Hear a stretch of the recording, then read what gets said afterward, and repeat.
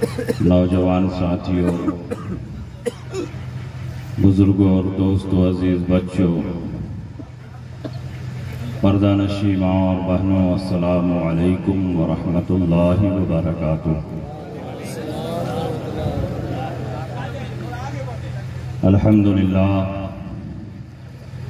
अल्हम्दुलिल्लाहि रब्बिल आलमीन वस्सलातु वस्सलामु अला सय्यिदिल अंबिया'i वल मुरसलीन व अला आलिहि तय्यबीन अत्ताहिरीन व अस्हाबिहिल हादीन अल महदिय्यीन, अम्मा बाद, फ़अऊज़ु बिल्लाहि मिनश शैतानिर रजीम, बिस्मिल्लाहिर रहमानिर रहीम। मन युरिदिल्लाहु बिही खैरन युफ़क़्क़िहु फ़िद्दीन औ कमा क़ाल रसूलुल्लाहि सल्लल्लाहु अलैहि वसल्लम। हज़रात, आज का ये अज़ीमुश्शान प्रोग्राम जिसमें हम और आप हाज़िरी की सआदतें हासिल कर रहे हैं, पूरी कामयाबी के साथ अपनी मंजिल की तरफ रवां दवां। काबिल सद मुबारकबाद हैं हजरत अल्लामा सिबगतुल्लाह साहब मिसबाही, जिन्होंने सारन के दिलो दिमाग को सीवान गोपालगंज के जय्यद उलमा को अपनी स्टेज पर जमा फरमा लिया है। सामीन का भी जबरदस्त मजमा है, यके बाद दिगरे उलमा शोरा तशरीफ लाते रहेंगे। मैं थोड़ी देर के लिए यहाँ हाजिर हूँ। हजरत अल्लामा सिबगतुल्लाह साहब का हुक्म है कि इमाम आज़म अबू हनीफा की अबक़रियत, फ़िक़्ह हनफ़ी के इस्बात और इजहार और मसलके आला हज़रत की हक़ानियत पर तक़रीर करें।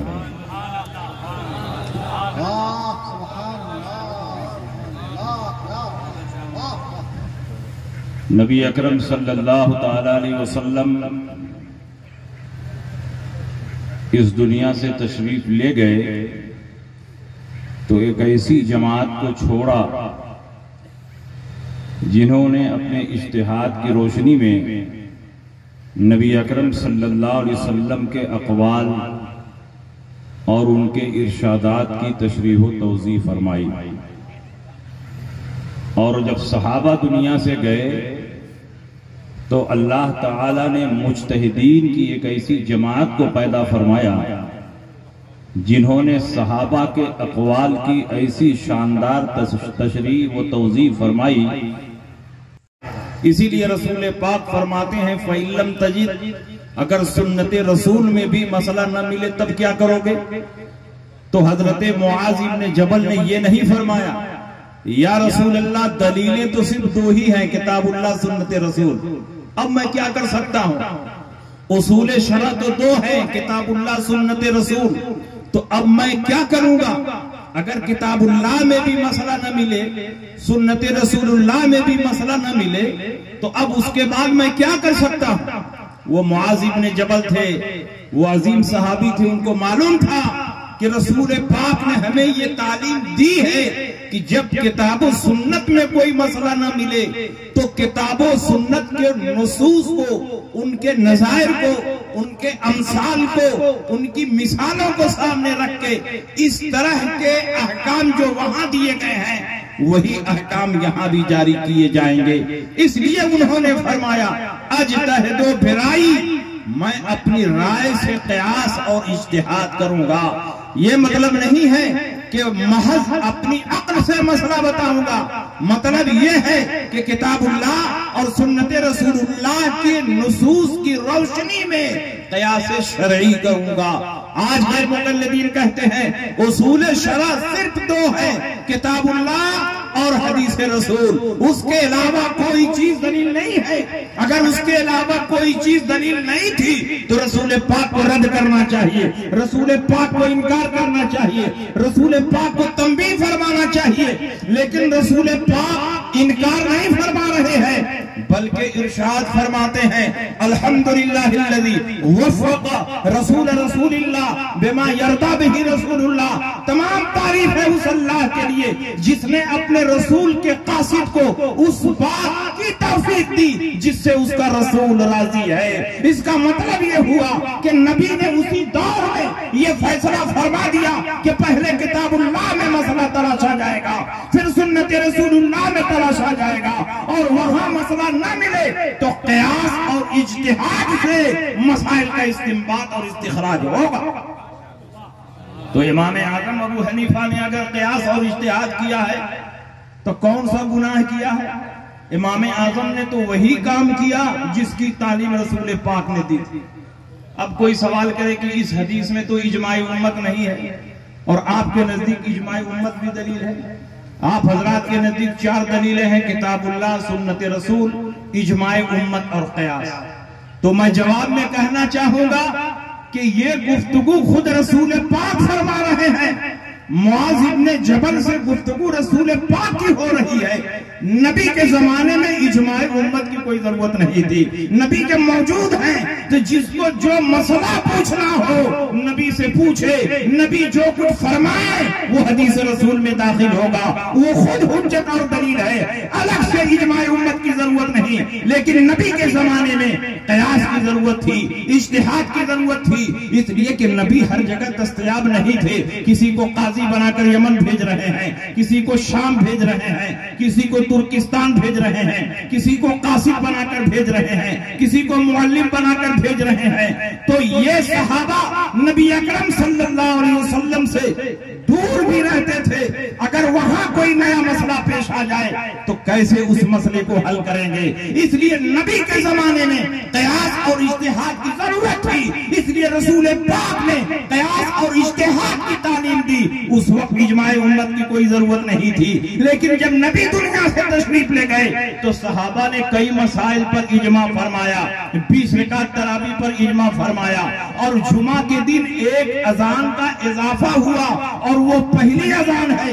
हजरत उस्मान गनी ने पहली अजान का इजाफा किया और मकामे ज़ौरा पर हुआ अजान दिलवाई, और सारे सहाबा ने उस पर इजमा कर लिया। तो इजमाए उम्मत भी ऐसे ही दलील है जैसे क़यास दलील शरई है। इसलिए हम आले सुन्नत के नजदीक 4 दलीलें हैं, किताबुल्लाह, सुन्नत रसूल, इजमाए उम्मत और क़यास। इमाम आज़म अबू हनीफा ने महज अपनी अक्ल से और दिमाग से ये फैसला नहीं किया है, बल्कि नबी ने जो तालीम दी थी उसी तालीम की रोशनी में इमाम आज़म अबू हनीफा ने 86,000 मसाइल का इस्तिंबात और इस्तिखराज फरमाया। 38,000 मसाइल इबादत से मुताल्लिक निकाले, बाकी मसाइल मुआमिलात से मुताल्लिक। और इमाम आज़म अबू हनीफा अपने दौर के इतने बड़े मुहद्दिस और फकीह हैं कि पूरे कूफे का इल्म 2 मुहद्दिस में जमा था, एक शोबा इब्नुल हज्जाज और एक मिसआर इब्ने किदाम। पूरे कूफे का इल्म 2 मुहद्दिसों में जमा था, शोबा इब्नुल हज्जाज और हजरत सुफियान सौरी। इन दोनों को इल्मे हदीस में जो कोई मसला पेश आता तो मिसआर इब्ने कुदाम की बारगाह में पहुंचते, मिसआर इब्ने कुदाम उसको हल फरमाते। उसको यूं समझिए कि पूरे कूफे के मुहद्दिसीन 2 मुहद्दिस के मोहताज हैं, शोबा इब्नुल हज्जाज, सुफियान सौरी, और ये दोनों मुहद्दिस अपने बड़े मुहद्दिस के मोहताज हैं, वो मिसआर इब्ने कुदाम हैं। और मिसआर इब्ने कुदाम का बयान सुनिए, वो फरमाते हैं कि मुझे इल्मे हदीस में जब मुश्किलात पेश आती हैं तो मैं इमाम आज़म की बारगाह में पहुंचता हूं। वो फरमाते हैं कि इल्मे हदीस में हमने इमाम आज़म का मुकाबला किया तो इमाम आज़म हमसे आगे बढ़ गए, और ज़ुहद और तक़वा, इबादत और रियाज़त में इमाम आज़म से मुकाबला किया तो इमाम आज़म ज़ुहद और तक़वा और इबादत और रियाज़त में भी मुझसे आगे बढ़ गए। इसका मतलब यह हुआ कि इमाम आज़म अबू हनीफा कूफे के सबसे बड़े फकीह भी हैं और कूफे कूफे के सबसे बड़े मुहद्दिस थे। ये इमाम आजम अबू हनीफा की शान। और तुम कहते हो इमाम आजम को सिर्फ 17 हदीसें याद थी, जिसने 86,000 मसाइल का इस्तिंबात और इस्तिखराज किया हो। अगर एक मसला एक हदीस की रोशनी में निकाला तो 86,000 हदीसें उसके सीने में महफूज। इमाम आजम से बड़ा पूरे कूफे में कोई मुहद्दिस नहीं था, और इमाम आजम से बड़ा पूरे कूफे में कोई फकीह नहीं था। इमाम आजम फिक्र के भी इमाम हैं और हदीस के भी इमाम हैं।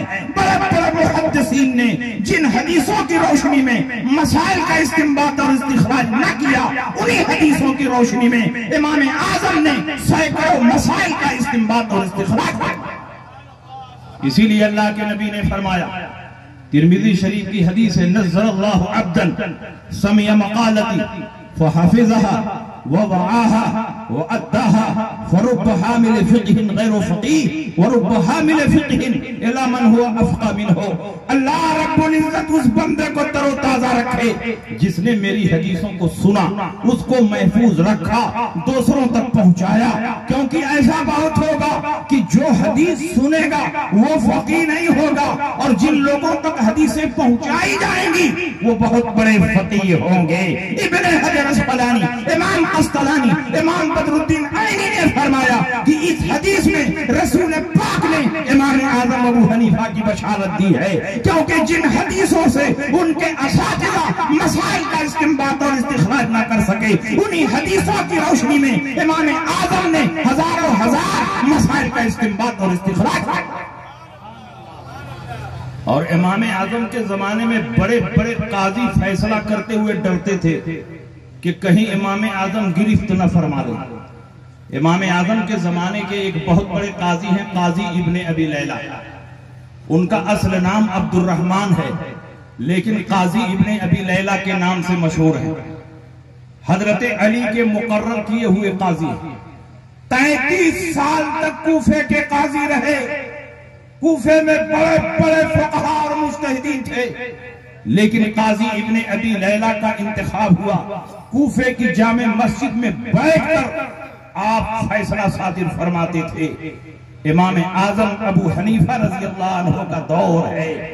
हजरत काजी इब्ने अबी लैला कूफे की जामे मस्जिद से जब कचहरी का टाइम खत्म हुआ, अदालत का टाइम खत्म हुआ, मजलिस बर्खास्त हुई, तो अपने घर जा रहे थे। और जाहिर है कि उस दौर का जो काजी और चीफ जस्टिस होता था, उसकी बड़ी हैसियत होती थी। आपके साथ में पुलिस वाले और आपके साथ में सिपाहियों की फौज थी। आप जा रहे थे, रास्ते में एक औरत एक आदमी से झगड़ा कर रही थी, और उस औरत ने झगड़ा करते हुए उस मर्द को गाली दी, या इब्न ज़ानियैन, ऐ ज़ानियैन के बेटे, ऐ वो शख्स कि तेरा बाप भी ज़ानी और तेरी माँ भी ज़ानिया। जब इस औरत ने उस मर्द को या इब्न ज़ानियैन कहा, तो काजी इब्ने अबी लैला ने अपने सिपाहियों को हुक्म दिया कि इस औरत को गिरफ्तार कर लो। औरत को गिरफ्तार कर लिया गया। कहा कूफे की जामे मस्जिद में लेकर आओ। औरत को कूफे की जामे मस्जिद में लाया गया, और आप कूफे की जामे मस्जिद में बैठे और आपने फैसला सुनाया कि इस औरत को खड़ा कराकर डबल हद क़ज़फ़ जारी की जाए। एक हद क़ज़फ़ में 80 कोड़े मारे जाते हैं, और इस औरत पर डबल हद क़ज़फ़ जारी की जाए, 160 कोड़े मारे जाए। क्योंकि जो किसी आदमी पर ज़िना की झूठी तोहमत लगाए, उसके ऊपर हद क़ज़फ़ जारी की जाती है। इसने बाप को भी ज़ानी कहा, माँ को भी ज़ानिया कहा, और कोई सबूत शरई नहीं है, इसलिए इस औरत पर डबल हद क़ज़फ़ जारी की जाए। 160 कोड़े इसी मस्जिद में खड़ा करा के इसको मारे जाए। औरत को खड़ा करा के मस्जिद में 160 कोड़े मारे गए।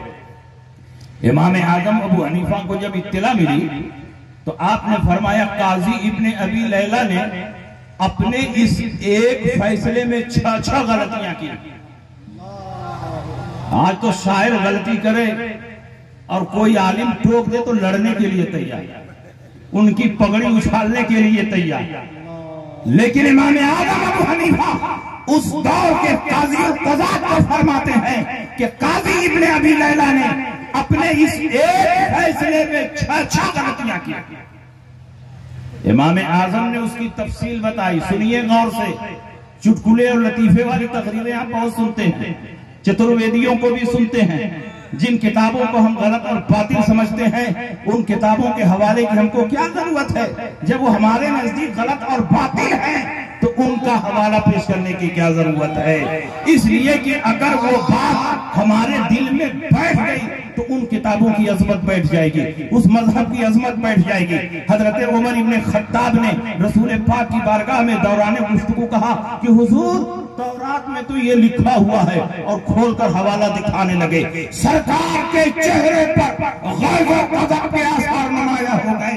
कहा, उमर, कुरान के आ जाने के बाद तुम तौरात का हवाला पेश करते हो। अगर मूसा भी होते तो मेरी पैरवी के अलावा कोई चारा नहीं होता, ईसा भी होते तो मेरी पैरवी के अलावा कोई चारा नहीं होता। मेरे सामने तौरात और इंजील का हवाला ना पेश करो, मेरे सामने कुरान काफी।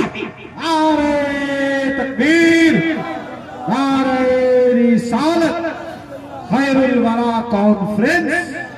वाह! इमाम आजम ने फरमाया 6 गलतियां की हैं। पहली गलती यह है कि कज़ा की मजलिस का टाइम खत्म हो गया था और जज साहब अपने घर जा रहे थे। हाई कोर्ट का जज काम खत्म करके घर जा रहा हो तो आकर के उसको फैसला सुनाने का अधिकार है?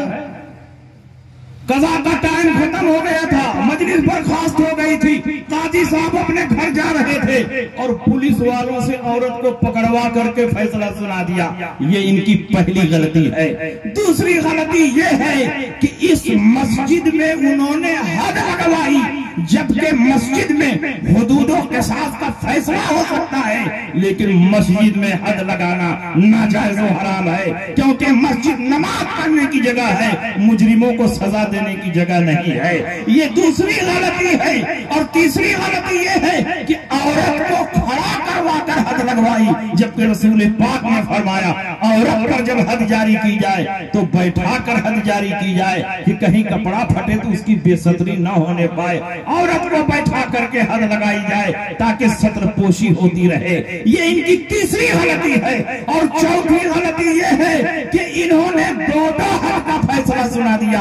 हालांकि इस मसले में 2 हद वाजिब नहीं है, एक ही हद वाजिब है, क्योंकि गाली का कलमा एक है। जब गाली का कलमा एक है तो हद भी एक ही वाजिब है। इन्होंने 2 हद का फैसला सुना दिया। ये इनकी चौथी गलती है। और 5वीं गलती ये है कि इन्होंने दोनों हदों को एक साथ जारी करा दिया।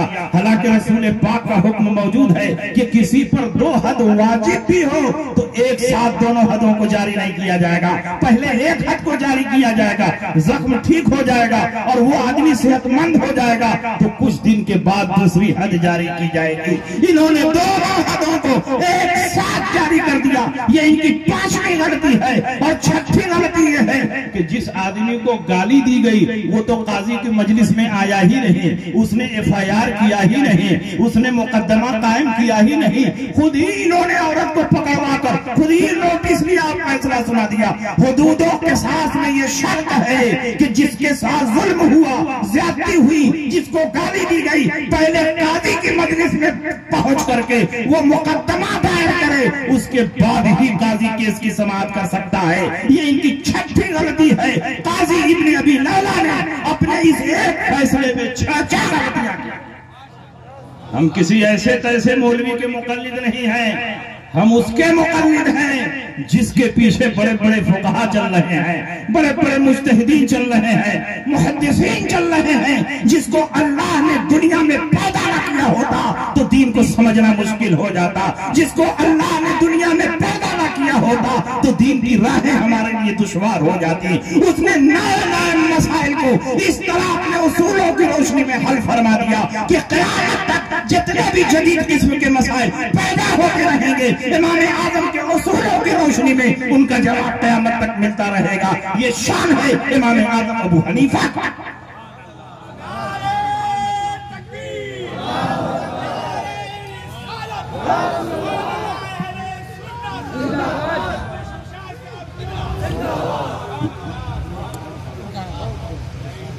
ये हजरत इज्तिहाद के मसाइल को सबसे ज्यादा समझ रहे हैं, माशाअल्लाह, अल्लाह सलामत रखे। जब काजी इब्ने अबी लैला को इत्तला मिली कि अबू हनीफा ने मेरे फैसले पर तनकीद की है, तो उन्होंने कूफे के हाकिम के पास जाकर शिकायत की कि अबू हनीफा हमेशा मेरे फैसलों पर तनकीद करते हैं, मैं सरकारी काजी हूं, मेरे फैसले पर तनकीद करने का मतलब बादशाह इस्लाम के फैसले पर तनकीद करना, बादशाह इस्लाम की इंतखाब पर तनकीद करना। इसलिए अबू हनीफा पर पाबंदी लगा दी जाए कि अबू हनीफा फतवा ना दें, किसी को मसला ना बताएं। कूफे के हाकिम ने इमाम आजम अबू हनीफा को बुलाया और कहा, आप पर पाबंदी लगाई जाती है कि आप किसी को फतवा नहीं देंगे, मसला नहीं बताएंगे। इमाम आजम ने फरमाया, फतवा देना फर्ज किफाया है, मेरे अलावा कूफे में 10 मुफ्ती और मुज्तहिद मौजूद है, अगर मैं नहीं भी फतवा दूंगा तो भी दीन का काम रुकेगा नहीं, चलता रहेगा। इमाम आजम अबू हनीफा ने तय कर लिया कि वो फतवा नहीं देंगे। उनकी बेटी ने उसी दौरान एक दिन रोजा रखा, दांत से खून निकलता रहा, बेटी बार बार थूकती रही, यहां तक कि कुछ देर के बाद थूक साफ हो गया। तो बेटी ने इमाम आजम से पूछा, अब्बा जान, आज मैं रोजे से हूं और मेरे दांतों से खून निकल रहा था, बार बार मैं थूकती रही, अब खून बिल्कुल साफ हो चुका है, खून की आमेजिश नहीं है, अगर मैं थूक को निकल जाऊं तो मेरा रोजा रहेगा कि फासिद हो जाएगा। इमाम आजम से घर की चार दीवारी में मसला पूछा गया, पूछने वाला कोई बाहरी नहीं है, आपकी बेटी है, अपने घर में मसला बता देते तो किसको खबर होती। लेकिन इमाम आजम अबू हनीफा सिर्फ शरीयत के इमाम नहीं, तकवा के भी इमाम थे। इमाम आजम ने फरमाया कि अमीर की इताअत मेरे ऊपर वाजिब है, ऐ मेरी बेटी मुझ पर पाबंदी है, मैं किसी को मसला नहीं बता सकता, तुम अपने भाई हम्माद से पूछो। इब्ने खुल्दान ने जब ये वाकया लिखा है तो ये भी लिखा है कि तकवा और तहारत, अमानत और दयानतदारी की इमाम आजम ने जो मिसाल पेश की है, पूरी दुनिया में उसकी कोई नजीर और मिसाल नजर नहीं आई। ये शान है इमाम आजम अबू हनीफा की।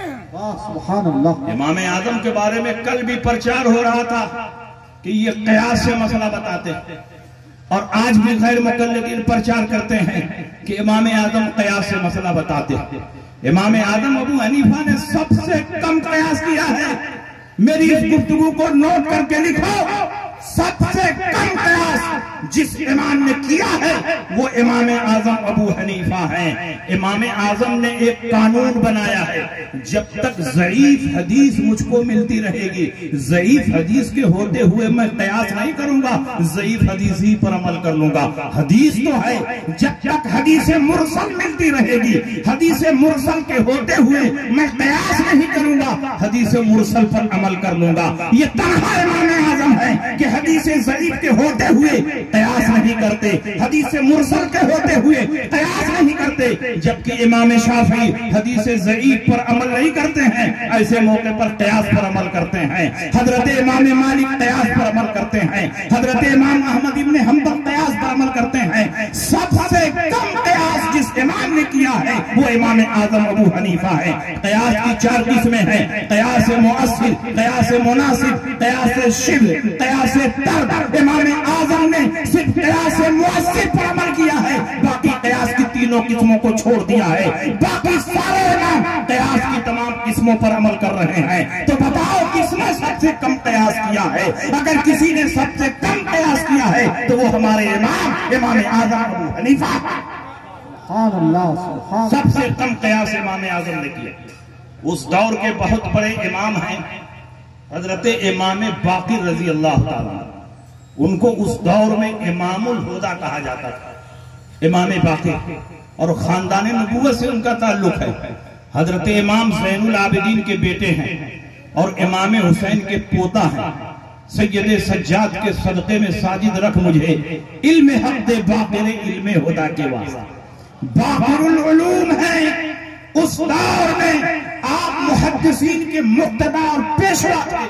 कुछ लोग उनके पास गए और कहा, हुजूर अबू हनीफा दीन में कयास बहुत करते हैं, अपनी अक्ल से अपनी राय से नई नई बातें निकालते हैं और रसूलुल्लाह की हदीसों को रद्द कर देते हैं। इमाम आजम अबू हनीफा हज के लिए गए, पता चला इमाम बाकिर भी आए हुए हैं, तो उनकी जियारत के लिए इमाम आजम हाजिर हुए और आपके शागिर्द रशीद अब्दुल्ला इब्न मुबारक ने तारुफ करवाया कि ये फकीह इराक अबू हनीफा है।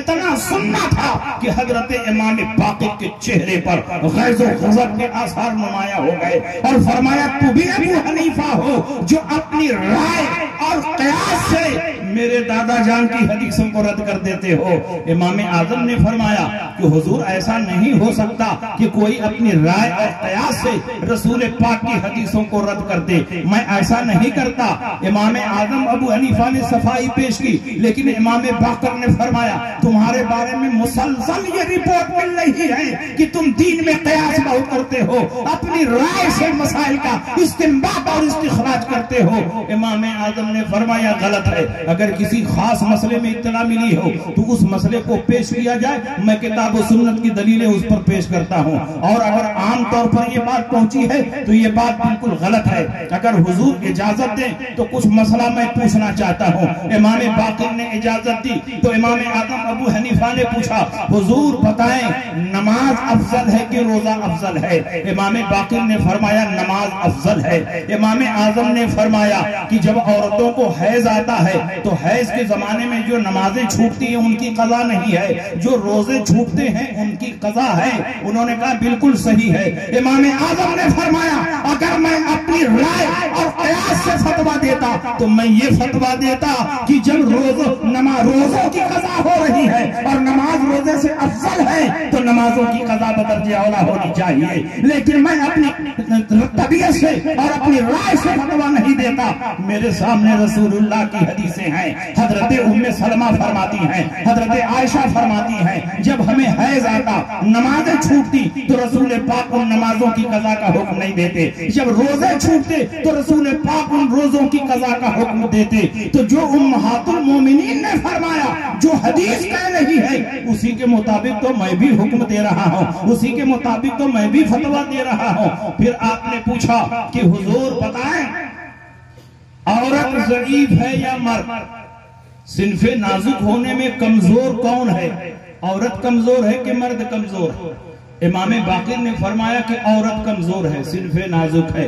पूछा कि वरासत में डबल हिस्सा किसको मिलता, औरत को मिलता है कि मर्द को मिलता है? इमाम बाकिर ने फरमाया कि मर्द को डबल हिस्सा मिलता है। इमाम आजम ने फरमाया, अगर मैं अपनी राय से फतवा देता तो ये फतवा देता कि औरत को वरासत में डबल दिया जाए, क्योंकि जो ज़रीफ और कमजोर हो उसको माल की हाजत ज्यादा होती है। लेकिन मैं अपनी राय से फतवा नहीं देता, मैं किताबुल्लाह की रोशनी में फतवा देता हूँ। कुरान में अल्लाह फरमाता है,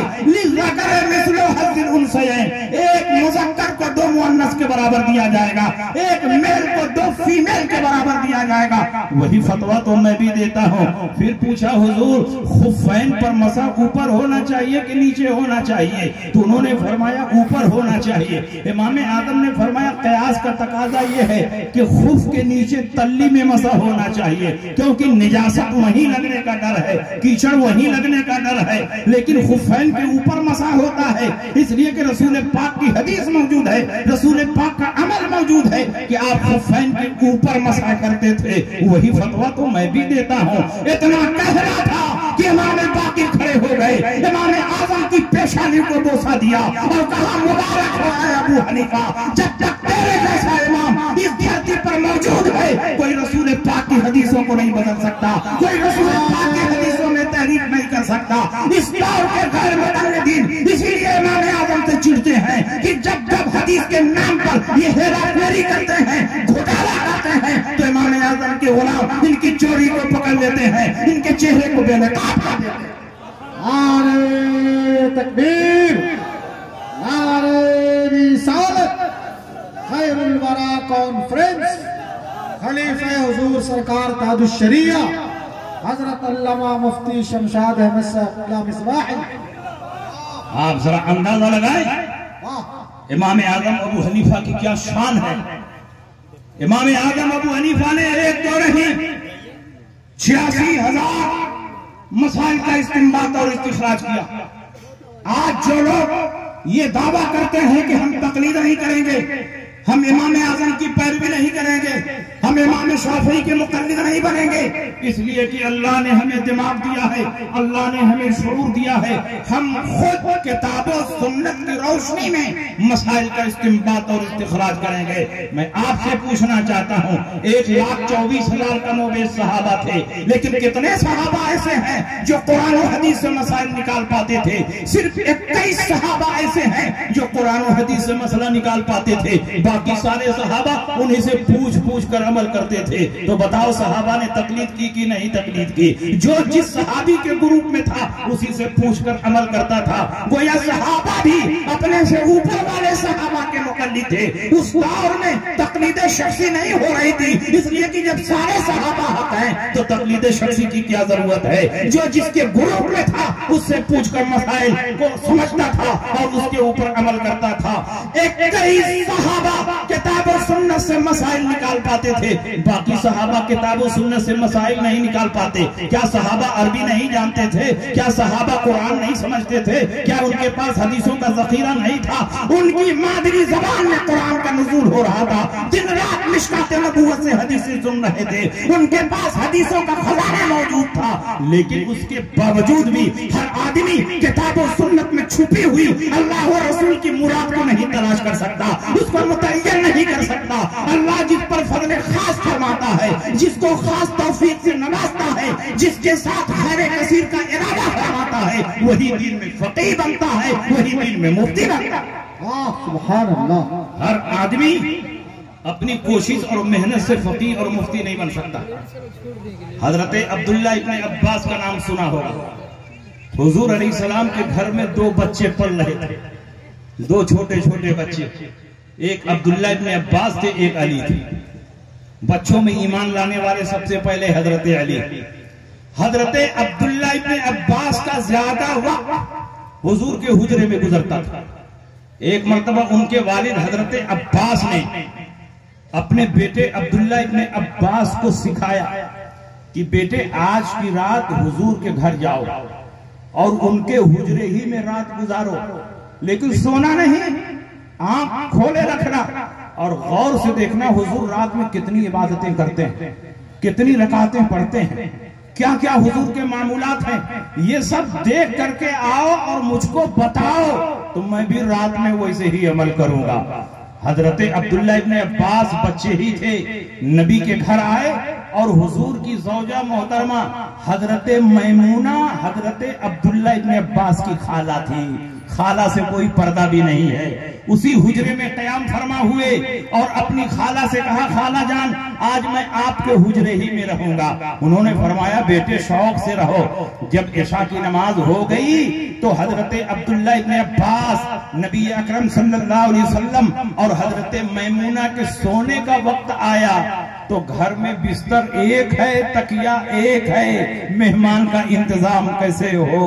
और नबी का कोई लंबा चौड़ा हुजरा नहीं था, एक छोटा सा हुजरा था और लंबा आदमी खड़ा हो जाए तो उसका सर छत में लग जाए। घास भूस की छत थी, उसमें नबी का वक्त गुजर रहा था। हजरत अब्बास अब्दुल्ला इब्न अब्बास के सोने का वक्त आया तो नबी अकरम सल्लल्लाहु अलैहि वसल्लम ने कैसे सुलाया उसको भी जरा गौर से सुनिए। तकिया एक है, सोने वाले 3 हैं, तो तकिया का जो लंबा वाला हिस्सा होता है उसके एक कोने पर सर रखकर नबी सोए, दूसरे कोने पर सर रखकर हजरत मैमूना सोई और बीच में लड़के अब्दुल्ला इब्न अब्बास को सुलाया गया। अब्दुल्ला इब्न अब्बास सोने के लिए तो गए नहीं थे, आंखें बंद करके पड़े हुए हैं। जब कुछ रात गुजरी हुजूर अलैहिस्सलाम चुपके से उठे, दरवाजा खोला और पेशाब खाने में तशरीफ ले गए तो अब्दुल्ला इब्न अब्बास भी चुपके चुपके से उठे और देखने लगे कि हुजूर क्या कर रहे हैं। देखा हुजूर पेशाब खाने में तशरीफ ले गए हैं। दिमाग ने कहा कि नबी इस्तिंजा खाने से निकलेंगे तो जरूर वजू के लिए पानी तलाश करेंगे, क्यों ना मैं ही पहले से लोटे में पानी भर के रख दूं ताकि नबी को तलाश न करना पड़े। अब्दुल्ला इब्न अब्बास ने लोटे में पानी रखकर इस्तिंजा खाना के सामने रख दिया। हजरत मैमूना भी सब देख रही थी। नबी जब बाहर निकले देखा पानी मौजूद है। नबी का दरियाए करम जोश मारने लगा। अल्लाह के नबी खुश हुए, फरमाया किसने पानी रखा? तो मैमूना ने फरमाया कि छोटे बच्चा ने पानी रखा है, अब्दुल्ला इब्न अब्बास ने पानी रखा है। नबी अकरम सल्लल्लाहु अलैहि वसल्लम खुश होकर दुआ दे रहे हैं, अल्लाहु अल्लिमहुल किताब व फ़क़्हिहु फ़िद्दीन, ऐ अल्लाह इनको किताबुल्लाह का इल्म अता फरमा और दीन में फकीह बना दे। नबी ये नहीं फरमा रहे हैं कि अहले हदीस बना दे, दीन में फकीह बना दे। अब्दुल्ला इब्न अब्बास को अल्लाह ने किताबुल्लाह का इतना इल्म अता फरमाया, इतना इल्म अता फरमाया कि सहाबा में सबसे बड़े मुफस्सिर बन गए। तर्जमानुल कुरान आपका लक़ब हुआ, हिब्रुल उम्मत आपका लक़ब हुआ, रईसुल मुफस्सिरीन आपका लक़ब हुआ और फकीह इतने बड़े बने, इतने बड़े बने कि आपको उसी दौर में रासिल फुक़हा कहा जाता था। वो खुद फरमाते हैं कि अल्लाह ने मुझको किताबुल्लाह का इल्म इतना अता फरमाया कि अगर मेरी ऊँटनी की रस्सी गुम हो जाए तो मैं किताबुल्लाह की रोशनी में तलाश कर लूंगा कि मेरी ऊँटनी कहाँ है, मेरी रस्सी कहाँ है। अगर आप किताबुल्लाह में सीवान तलाश करो तो नहीं तलाश कर सकते। हालांकि कुरान में हर चीज का बयान है, वला रत्बिन वला याबिसिन इल्ला फी किताबिन मुबीन मा फर्रतना फिल किताबि मिन शै। हमने किताबुल्लाह में किसी चीज को नहीं छोड़ा है, हर रत्ब व याबिस को कुरान में बयान कर दिया है, लेकिन समझने के लिए दिमाग चाहिए। अब्दुल्ला इब्न अब्बास फरमाते हैं मेरी ऊँटनी की रस्सी गुम हो जाए तो मैं किताबुल्लाह में तलाश कर लूंगा मेरी रस्सी कहाँ है। नबी की दुआ का असर है कि अब्दुल्ला इब्न अब्बास जवानी की दहलीज पर पहुंचते पहुंचते बड़े बड़े सहाबा से ज्यादा फिक़्ह में माहिर हो गए। यहाँ तक के उमर इब्न खत्ताब रज़ियल्लाहु ताला अन्हु जब अपनी कैबिनेट की मीटिंग बुलाते थे, अपने दौरे खिलाफत में फुक़हा सहाबा को जमा करते थे, किसी जदीद मसले पर फुक़हा से मीटिंग करते थे, सेमिनार करते थे, तो अब्दुल्ला इब्न अब्बास को अपने बगल में बिठाते थे। हजरत Ubaida ibnul Jarrah, Abdur Rahman ibn Auf और बड़े बड़े सहाबा ने कहा कि एक नौजवान को आप अपने बगल में बिठाते हैं, अरे इनके जैसे तो हमारे भी बेटे हैं, अगर इनको बैठाते हैं तो हमारे बेटों को क्यों नहीं बैठाते हैं। हजरत उमर ने फरमाया एक दिन मैं इसका जवाब दे दूंगा। फिर एक दिन हजरत उमर ने तमाम सहाबाए किराम को बुलाया और अब्दुल्ला इब्न अब्बास को भी बुलाया, बड़े बड़े फुक़हाए सहाबा को बुलाया और अब्दुल्ला इब्न अब्बास को बुलाया। मीटिंग शुरू हुई तो हजरत उमर इब्न खत्ताब ने फरमाया कि आप लोग पहले कहते थे कि इनको आप अपने करीब रखते हैं, इनके जैसे तो हमारे बेटे हैं, उनको क्यों नहीं करीब रखते। तो सुनिए बुखारी शरीफ की रिवायत, हजरत उमर रज़ियल्लाहु अन्हु ने तमाम फुक़हाए सहाबा को जमा किया, मुअम्मर सहाबा को जमा किया और अब्दुल्ला इब्न अब्बास को अपने बगल में रखा और कहा कि पहले आप लोग बताइए, कुरान में एक सूरह मुबारका उतरी है, इज़ा जाअ नस्रुल्लाह वल फतहु व राअयतन नास यदखुलूना फी दीनिल्लाहि अफ़वाजा फसब्बिह बिहम्दि रब्बिका वस्तगफिरहु इन्नहु काना तव्वाबा। इस सूरह मुबारका से आप लोग क्या समझते हैं? तो बड़े बड़े सहाबा हैं, सबने जवाब दिया। किसी ने कहा इसमें फतह मक्का की बशारत दी गई है, किसी ने कहा कि जब फतह मिल जाए और अल्लाह की मदद मिल जाए तो हमें तौबा व इस्तिग़फ़ार करना चाहिए, अल्लाह का शुक्र अदा करना चाहिए। किसी ने कहा कि जब मक्का फतह होगा तो लोग झुक दर झुक इस्लाम में दाखिल होने लगेंगे, इस्लाम को गलबा हासिल होगा, इस्लाम को शौकत हासिल होगी। सबने अपना अपना जवाब दिया और जो उनके बेटे थे वो तो चुप रहे, उनको बोलने की हिम्मत भी नहीं हुई। तो अल्लाह के नबी ने फरमाया अब्दुल्ला इब्न अब्बास तुम क्या इसका जवाब देते हो? तो अब्दुल्ला इब्न अब्बास ने फरमाया कि मेरा जवाब यह है कि इस सूरह में अल्लाह ने अपने नबी के मौत की खबर दी है कि अब मक्का फतह हो चुका है, लोग इस्लाम में जुग दर जुग दाखिल हो रहे हैं, इस्लाम को गलबा हासिल हो चुका, इस्लाम को शौकत हासिल हो चुकी, इस्लाम का काम मुकम्मल हो चुका है। जिस काम के लिए आपको भेजा गया था वो काम मुकम्मल हो गया है। अब आपको दुनिया में नहीं रहना है, रब की बारगाह में कूच करना है। इस सूरह मुबारका में अल्लाह ने अपने हबीब की मौत की खबर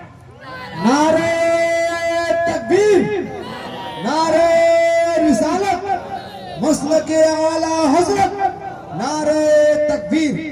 हजरत उमर इब्ने खत्ताब जिनकी राय के मुताबिक कुरान में 26 जगहों पर आयत करीमा का नुज़ूल हुआ, जो उमर ने राय दी उसी को अल्लाह ने पसंद फरमाया और तकरीबन 26 जगहों पर हजरत उमर की राय के मुताबिक कुरान का नुज़ूल हुआ। हजरत उमर फरमाते हैं कि ऐ अब्दुल्लाह इब्ने अब्बास, इस सूरह मुबारका का जो मतलब तुमने समझा है बहुत पहले से मैं यही मतलब समझ रहा हूँ। इसका मतलब ये हुआ कि हर आदमी दीन में फकीह नहीं बन सकता। आदमी अपनी कोशिश और मेहनत से फकीह नहीं बनेगा। फकीह वो होगा जिस पर अल्लाह फज़ल खास फरमाए, जिसके साथ अल्लाह खैर कसीर का इरादा फरमाए। इमाम आदम अबू हनीफा के जमाने में बड़े बड़े मुहद्दिसीन थे, बड़े बड़े फुक़हा थे, लेकिन इमाम आदम अबू हनीफा ने जितनी तेजी के साथ मसाइल का इस्तिंबात और इस्तिखराज किया है, उस दौर का बड़ा से बड़ा इमाम भी इमाम आदम अबू हनीफा का मुकाबला नहीं करेगा। सुभान अल्लाह। लेकिन आज बेशक ये जाहिल गैर मुक़ल्लिदीन जो उर्दू की चंद किताबें पढ़कर अपने आप को मुज्तहिद मुतलक समझते हैं, वो समझते हैं कि हम कुरान और हदीस से मसाइल का इस्तिंबात और इस्तिखराज कर लेंगे। कुरान और हदीस से मसला निकालना इतना आसान नहीं है। बड़े बड़े सहाबा ठोकर खा गए, कुरान और हदीस से मसला न निकाल सके।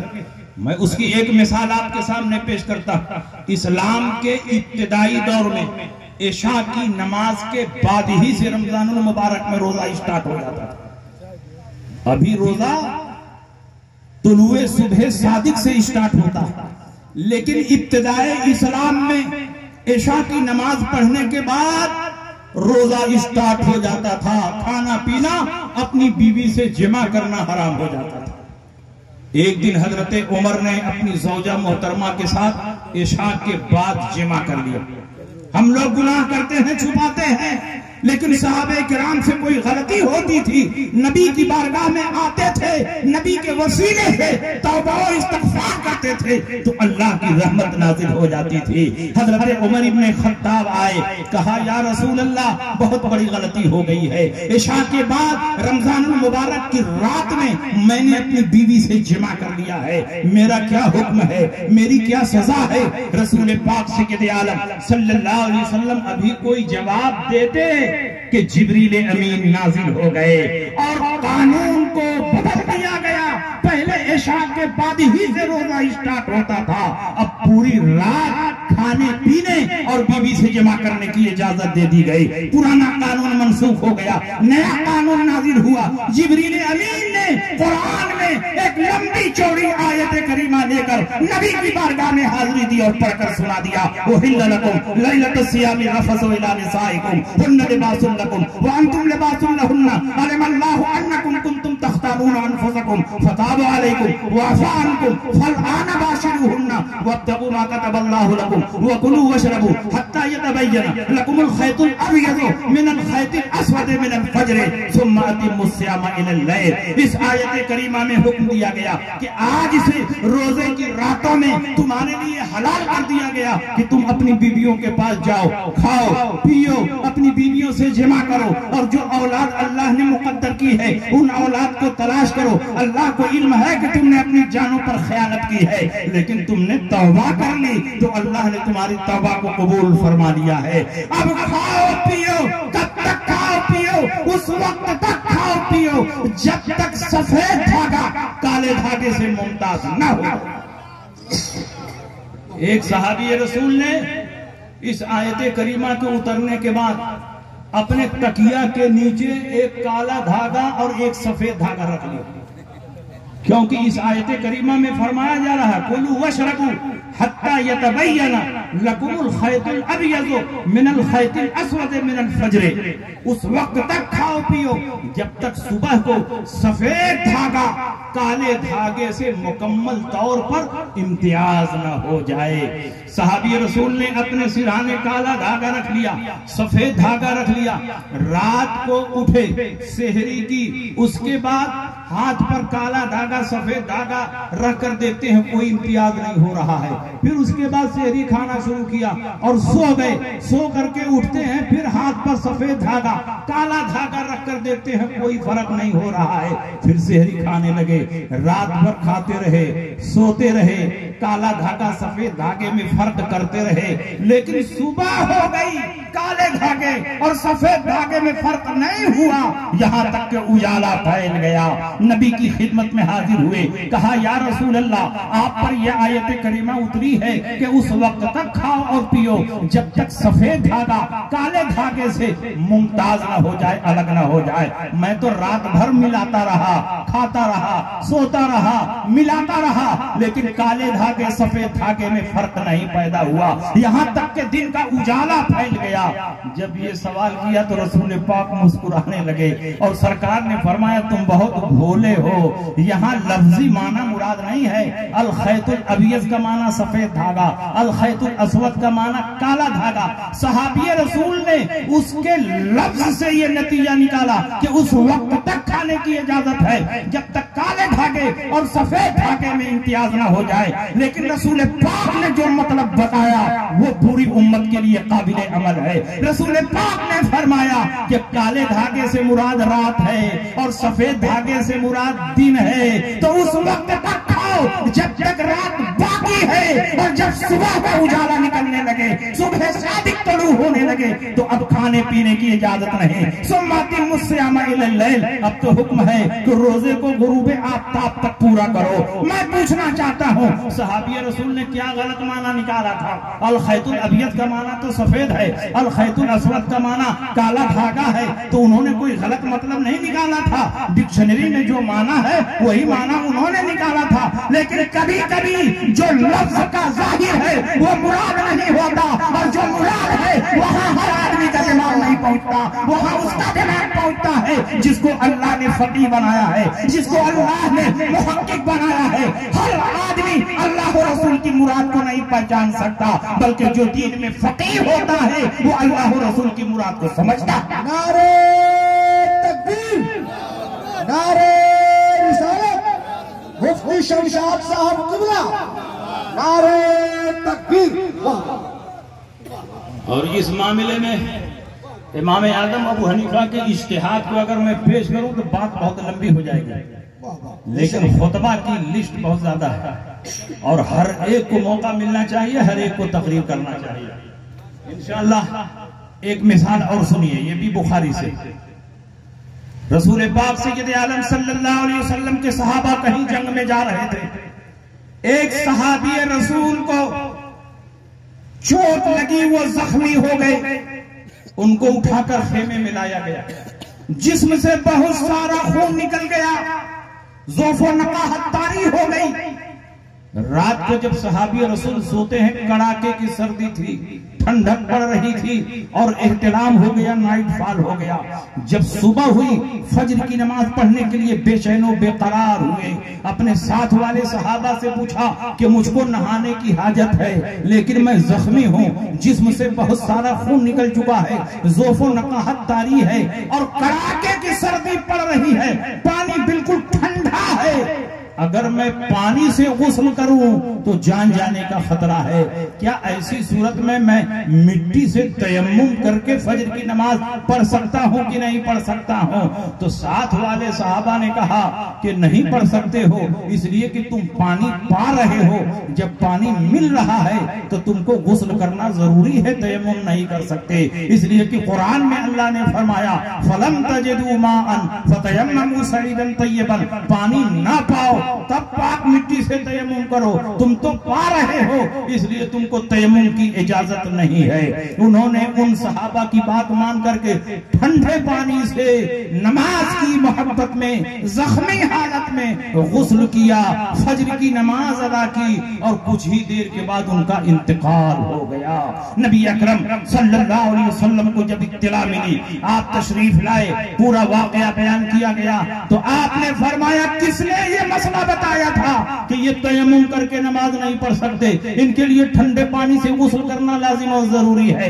कहा गया फला फला ने ये मसला बताया था। अल्लाह के नबी के चेहरे में गैज़ो गज़ब के आसार नुमाया हो गए और अल्लाह के नबी ने फरमाया कतलूहु कातलहुमुल्लाह अवलम यकुन सवाल, इन लोगों ने इसे मार डाला, अल्लाह इन्हें गारत करे। क्या न जानने का इलाज पूछ लेना नहीं था? अगर मसला नया था और तुमको मालूम नहीं था तो नबी तुम्हारे दरमियान मौजूद था, तुमको पूछ लेना चाहिए, उसके बाद जवाब देना चाहिए। तुमने जवाब दे दिया और उन्होंने गुस्ल करके फज्र की नमाज पढ़ ली और उनकी जान चली गई। अल्लाह के नबी ने इस आयत करीमा का जो मतलब बताया है वो सुन करके आप खुश हो जाएंगे। और सहाबा ने जो मतलब बताया था वो भी किताबुल्लाह के जाहिर के मुताबिक ठीक है, क्योंकि कुरान में अल्लाह ने फरमाया पानी ना पाओ तब पाक मिट्टी से तयम्मुम करो। ये तो पानी पा रहे थे, इनको तयम्मुम की इजाजत कैसे हो सकती है?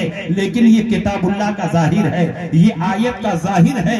मतलब ये है कि जो जाहिर है वो मुराद नहीं है, और जो मुराद है वहां ये ना पहुंच सके, वहां रसूलुल्लाह का दिमाग पहुंच रहा है। रसूल पाक ने फरमाया आयत करीमा का मतलब ये है कि पानी ना पाओ तो पाक मिट्टी से तयम्मुम करो, ये नहीं पानी के इस्तेमाल पर कुदरत ना हो तो पाक मिट्टी से तयम्मुम करो। फइल्लम तक़दिरू अला इस्तेमालिल मा फतयम्ममू सईदन तय्यबन, अगर पानी के इस्तेमाल पर ताकत और कुदरत ना हो तो अब पाक मिट्टी से तयम्मुम करो।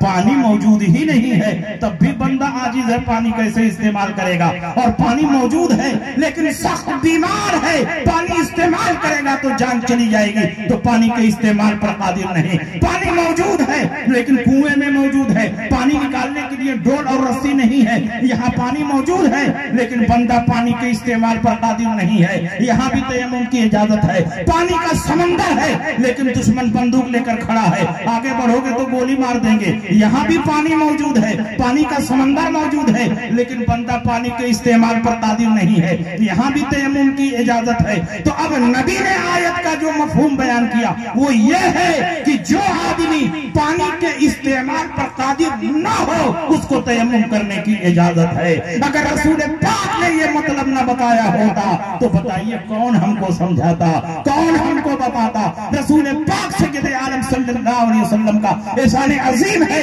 कि इस आयत करीमा की तफसीर बता दी। मैं अर्ज ये करना चाहता हूँ कि बड़े बड़े सहाबा इस आयत करीमा का सही मफहूम मुतय्यन नहीं कर सके, तो आज उर्दू की चंद किताबें पढ़ने वाले कुरान से कैसे मसला निकालेंगे, हदीस से कैसे मसला निकालेंगे? खुद इमाम आजम अबू हनीफा के इज्तिहाद को छोड़कर कैसे अपने मौलवियों के इज्तिहाद पर अमल करेंगे? इसलिए अगर तुम कुरान और हदीस पर अमल करना चाहते हो तो चाहे हनफी बनो या शाफी बनो या मालिकी बनो या हम्बली बनो, तीसरी सदी हिजरी के बाद पूरी दुनिया के मुसलमानों का और उलमा का इस बात पर इजमा हो गया कि अब अहले सुन्नत इन्हीं चार मसालिक में मुनहसिर है। चाहे आदमी हनफी हो या शाफी हो या मालिकी हो या हम्बली हो, जो इन चारों से बाहर है वो हकीकत में अहले सुन्नत से खारिज है। सुभान अल्लाह, बेशक। मगर ये कहते नहीं जिंदाबाद, हम तो कुरान और हदीस से मसला निकाल लेते हैं, हमको बड़ी महारत है मसला निकालने में। तो क्या मसला निकाला? एक मसला ये निकाला कि सूअर का गोश्त हराम है मगर चर्बी हराम नहीं है। पूछा गया दलील क्या है? कहा दलील कुरान की आयत है हुर्रिमत अलैकुमुल मैततु वद्दमु वलहमुल खिंजीर, तुम्हारे ऊपर मुर्दार हराम किया गया, तुम्हारे ऊपर खून हराम किया गया, तुम्हारे ऊपर सूअर का गोश्त हराम किया गया। ये कहते हैं अल्लाह ने सूअर के गोश्त को हराम किया है, इस आयत में चर्बी का कहां जिक्र है? इसलिए गोश्त हराम रहेगा और चर्बी हलाल रहेगी। मैंने कहा तुम्हारे लिए चर्बी हलाल ही रहेगी, इसलिए कि उसी कुरान में अल्लाह ने ये भी फरमाया अल खबीसातु लिल खबीसीना वल खबीसूना लिल खबीसात वत्तय्यिबातु लित तय्यिबीना वत्तय्यिबूना लित तय्यिबात। खबीस और नापाक चीजें नापाकों के लिए है, तय्यब और ताहिर और पाक चीजें पाकों के लिए है। हम पाक हैं तो शब बरात का हलवा है, हम पाक हैं तो 11वीं का खिचड़ा है। तुम नजीस और नापाक हो तो तुम्हारे लिए सूअर की चर्बी। नारे तकबीर, नारे रिसालत, जश्न खैरुल वरा कॉन्फ्रेंस, मुफ्ती शमशाद साहब किबला, मसलके आला हजरत, नारे तकबीर। इसलिए आप इनके धोखे में ना आए, ये सिर्फ हदीस का नाम लेते हैं, हदीस पर अमल नहीं करते।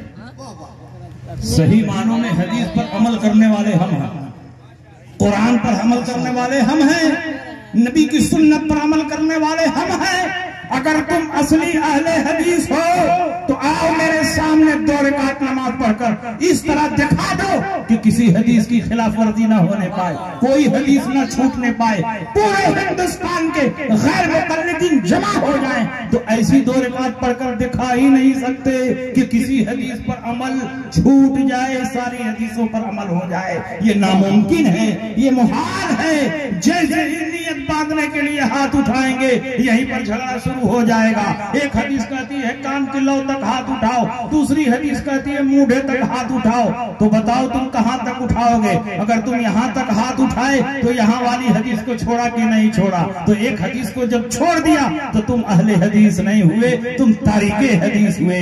और चाहे यहां या वहां हाथ उठाने के बाद जब हाथ बांधने का नंबर आएगा तो यहां भी झगड़ा शुरू हो जाएगा। किस हदीस पर अमल करोगे?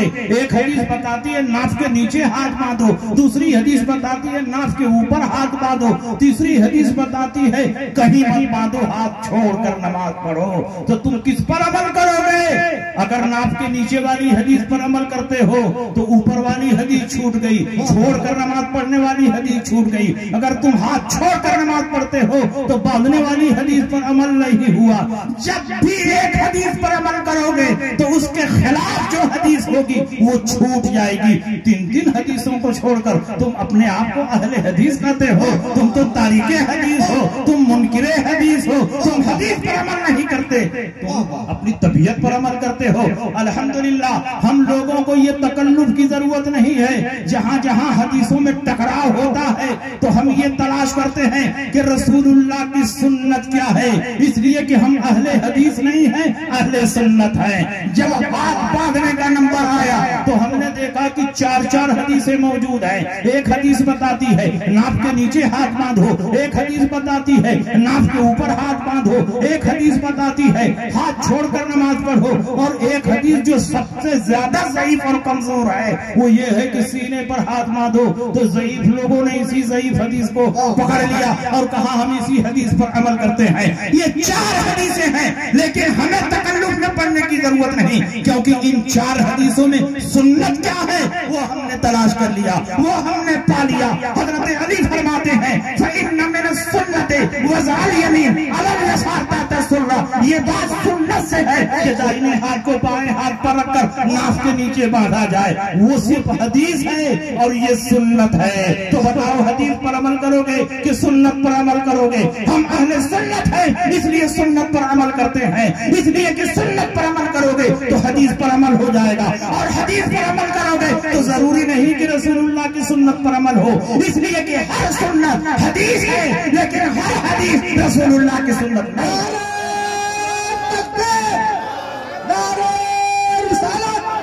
मसलक आला हजरत मुफ्ती शमशाद साहब क़िबला, नारे तकबीर। सुनिए, इमाम तिरमिजी ने बाप बांधा है तो 3 मसलक बयान किया। इमाम तिरमिजी के जमाने में तो आला हजरत नहीं न थे। इमाम तिरमिजी ने बाप बांधा कि हाथ कहां बांधा जाए तो 3 मसलक बयान किया। पहला मसलक अबू हनीफा और उनके मानने वालों का, और वो हाथ के नीचे बांधते हैं। दूसरा मसलक इमाम शाफी और उनके मानने वालों का, वो नाफ के ऊपर हाथ बांधते हैं। तीसरा मसलक इमाम मालिक का, वो हाथ छोड़कर नमाज पढ़ते हैं। इमाम तिरमिजी ने चौथा कोई मसलक ही नहीं बयान किया, चौथी कोई हदीस ही नहीं बयान की। अगर चौथी कोई हदीस साबित होती और चौथा कोई मसलक साबित होता तो इमाम तिरमिजी इतने बड़े मुहद्दिस हैं, लाखों हदीसों के हाफिज हैं, वो जरूर फरमाते कि चौथा मसलक फला का है और वो है सीने पर हाथ बांधना, लेकिन ये उन्होंने नहीं बयान किया। इसका मतलब उनकी नजर में सिर्फ 3 हदीसें साबित थी, चौथी हदीस साबित नहीं है। जो साबित नहीं है उसी पर ये नासाबित अमल कर रहे हैं। जिस हदीस का कोई वजूद नहीं है उसी हदीस पर ये अहले हदीस अमल कर रहे हैं। जो हदीस ज़ईफ और कमजोर है, जो हदीस मुनकर है, उसी हदीस पर ये अमल कर रहे हैं। मैं तुमसे पूछना चाहता हूँ, बात बात पर हमसे बुखारी की हदीस का मुतालबा करते हो। तुम कहते हो मिलाद जायज है तो बुखारी में दिखाइए, सलाम जायज है तो बुखारी में दिखाइए,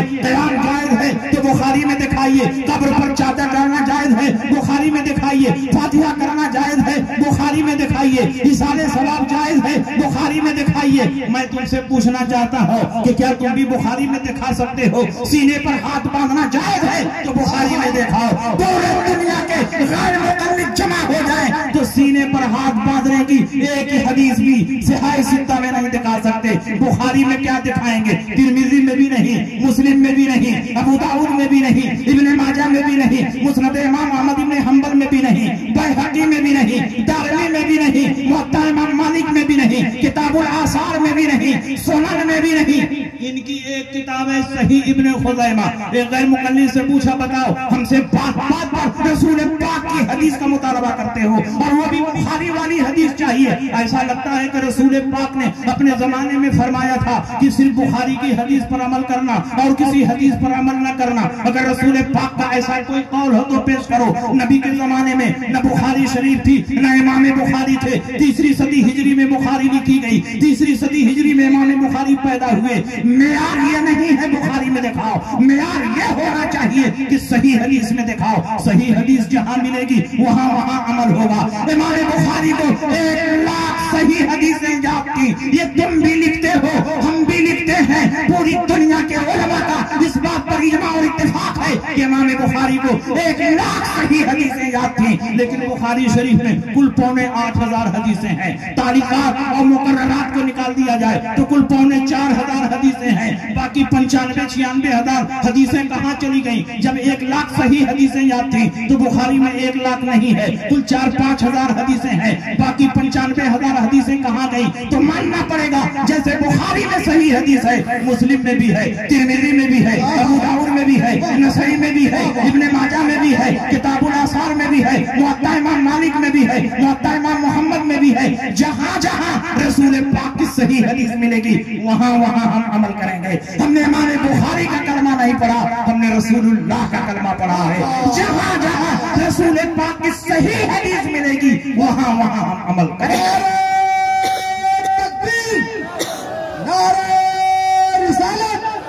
मुफ्ती शमशाद साहब किबला मसलके आला हज़रत, नारे तकबीर। वाह वाह। बात पर बुखारी की हदीस का मुतालबा करने वाला तुम बताओ, सीने पर हाथ बांधने की कौन सी हदीस साबित है? तुम हमसे बुखारी का मुतालबा करते हो, हम तुमको आसानी दे देते हैं। बुखारी में भी दिखाओ, मुस्लिम में भी दिखाओ, तिरमिज़ी में भी दिखाओ, अबू दाऊद में भी दिखाओ, नसई में भी दिखाओ, इब्ने माजा में भी दिखाओ। अगर सिहाह सित्ता में हिंदुस्तान का कोई भी गैर मुक़ल्लिद सीने पर हाथ बांधने वाली हदीस दिखा दे तो मैं 1 लाख रुपया इनाम देने के लिए तैयार। अल्लाहु अकबर, या रसूलल्लाह, जिंदाबाद जिंदाबाद जिंदाबाद। बार बार के मुतालबे के बाद इन्होंने कहा सही इब्ने खुज़ैमा में है।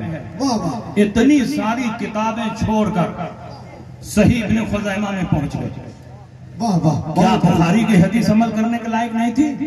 मुस्लिम की हदीस पर नहीं अमल कर सकते थे? तिरमिज़ी, अबू दाऊद, नसई, इब्ने माजा की हदीस पर नहीं अमल कर सकते थे? सही इब्ने खुज़ैमा में चले गए और चले भी गए तो वो हदीस पहले साबित तो हो। वो हदीस है क्या? इन्होंने कहा, वाइल इब्ने हुज्र ने कहा तुम्हारे लिए सुन्नत ये है कि तुम सीने पर हाथ बांधो। मैंने कहा किन से कहा तुम्हारे लिए सुन्नत ये है? औरतों से कहा तुम्हारे लिए सुन्नत ये है कि तुम सीने पर हाथ बांधो।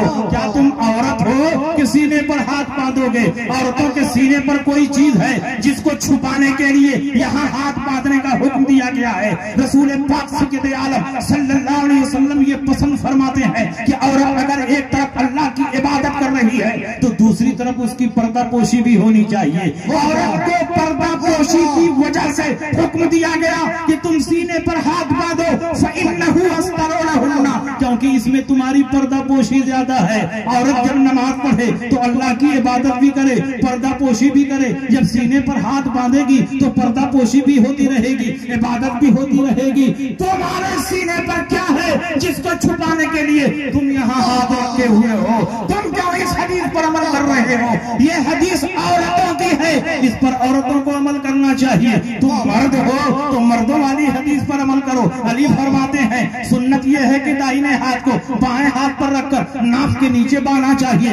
मर्द हो तो मर्दों वाली हदीस पर अमल करो, और औरत हो तो औरतों वाली हदीस पर अमल करो, और दोनों के बीच में हो तो जिस पर चाहो अमल करो। नारे तकबीर, नारे रिसालत, मुफ्ती शमशाद साहब किबला, मसलके आला हजरत, नारे तकबीर, रद्दे गैर मुक़ल्लिदीन, नारे तकबीर। अरे मौलाना सिबगतुल्लाह साहब का भी नारा लगाओ, यही तो मिजाज दे रहे हैं। अब अल्लामा अब्दुल अजीज खान साहब चले गए, अल्लामा शफीउल कादरी चले गए, तो अब पूरे सीवान की जिम्मेदारी किनकी है? मौलाना सिबगतुल्लाह साहब मिसबाही की जिम्मेदारी। इसलिए जरूरी है कि अब हजरत पूरी मजबूती के साथ पूरे सीवान की क़यादत करें, और पॉलिसी बिल्कुल साफ सुथरी हो, लोच पोच ना हो, टनाटन मसलके आला हजरत की हिमायत में हमेशा खड़े रहें। इंशाअल्लाह हम लोग इनकी हिमायत में खड़े हैं।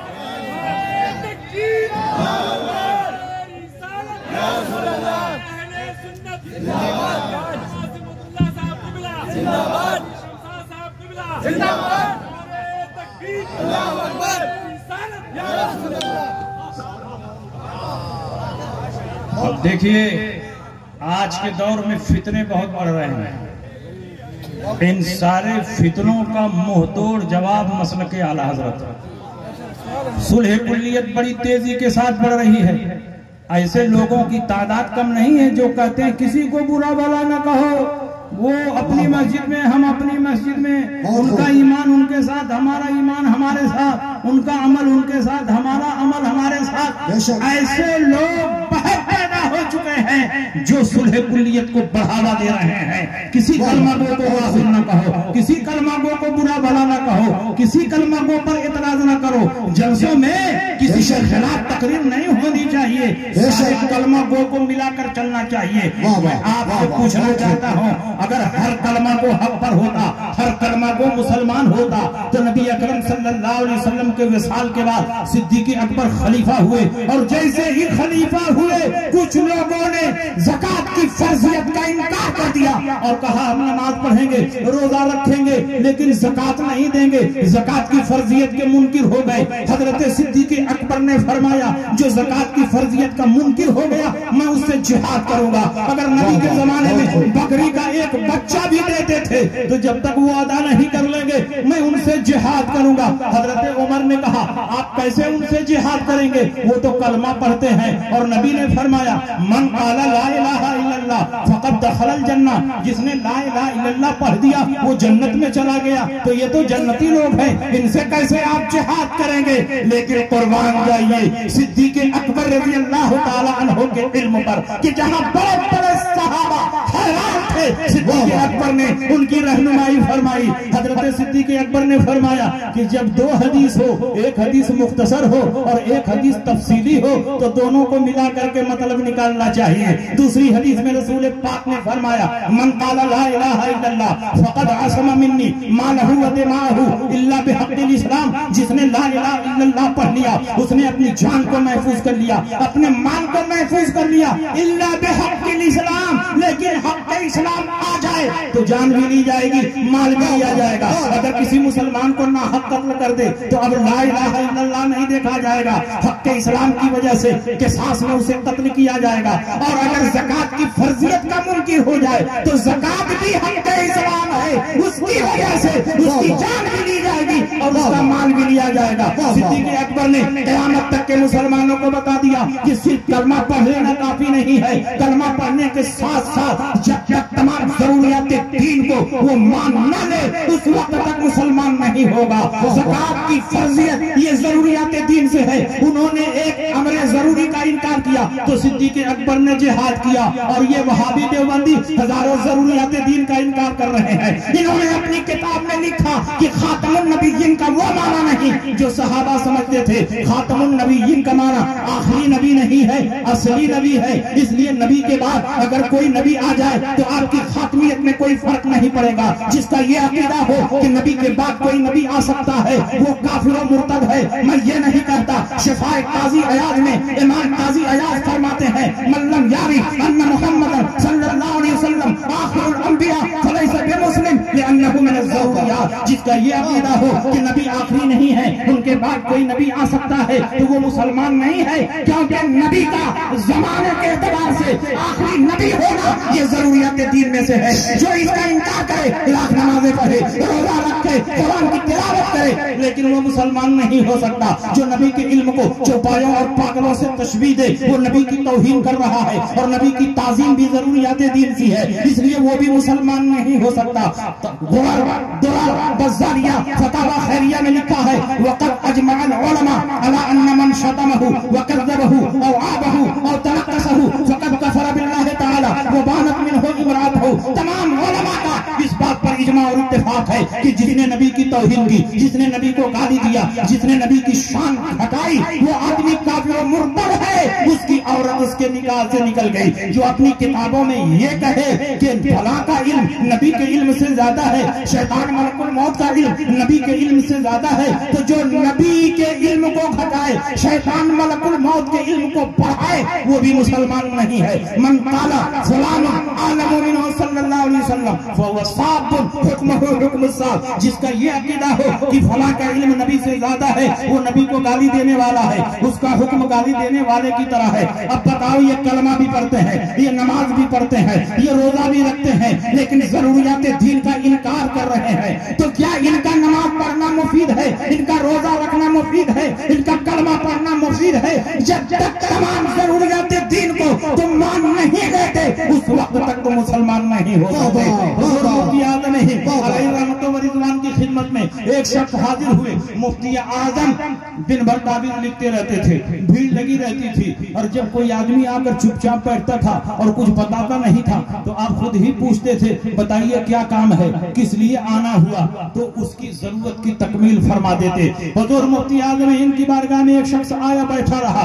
आपने पूछा कोई जरूरत हो तो बताएं। कहा नहीं, हजरत से मिलने के लिए आए हैं। फिर बैठा रहा। फिर मुफ्ती आजम ने पूछा कोई जरूरत हो तो बताएं। कहा हुजूर एक मसला समझना है। कहा पूछिए कौन सा मसला समझना है? तो उसने कहा इमाम आदम अबू हनीफा का मसलक ये है कि अहले किबला की तकफीर नहीं होनी चाहिए। जो किबला की तरफ मुंह करके नमाज पढ़ते हैं उनको काफिर नहीं कहना चाहिए। इमाम आदम अबू हनीफा रजी अल्लाह अन्हु का यही मसलक है। मुफ्ती आजम ने कहा बिल्कुल सही है। तो उसने कहा फिर देवबंदियों को क्यों काफिर कहते हैं, अहले हदीस को क्यों काफिर कहते हैं, तबर्राई शियों को क्यों काफिर कहते हैं? हुजूर मुफ्ती आजम हिंद सर झुकाकर बैठे हुए थे और पूरी ताकत के साथ बैठ गए और कहा तुमने अहले किबला का यही मतलब समझा? उठाओ शानी, अल्लामा शानी ने जिल्दे राबे में ये लिखा है ला खिलाफा फी कुफ्रिन मुखालिफ फी ज़रूरियातिल इस्लाम व इन काना अहलल क़िबलते अल मवाज़ि तूलल लैल वन नहार। वो आदमी जो किबला की तरफ मुंह करके नमाज पढ़ रहा हो,